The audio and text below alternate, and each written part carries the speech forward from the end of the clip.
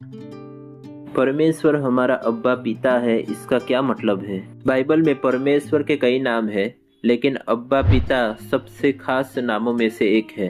अब्बा अरामी भाषा का शब्द है जिसका मतलब है पिता। यह शब्द सिर्फ औपचारिक फादर नहीं है, बल्कि ऐसा प्यारा संबोधन है जैसा एक बच्चा अपने पापा को प्यार से डैडी या पापा कहकर बुलाता है। इसका मतलब है कि परमेश्वर सिर्फ महान सृष्टिकर्ता ही नहीं, बल्कि हमारे निकट और व्यक्तिगत पिता भी है। बाइबल में कहाँ मिलता है अब्बा फादर?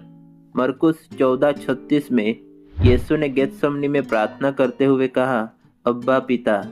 रोमियो 8:15 में पवित्र आत्मा हमें गोद लेकर परमेश्वर का बच्चा बनाता है, तब हम पुकारते हैं अब्बा पिता। गलातियों 4:6 में आत्मा हमारे दिल से यही पुकार करवाता है, अब्बा पिता। कौन अब्बा पिता कह सकता है? हर इंसान परमेश्वर की रचना है, लेकिन हर कोई उसका बच्चा नहीं है।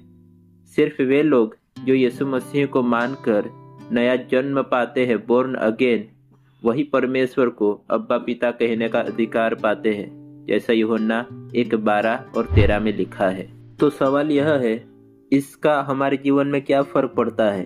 पहले हम परमेश्वर से दूर और पाप में थे, लेकिन अब परिवार के सदस्य की तरह उसके करीब आ सकते हैं।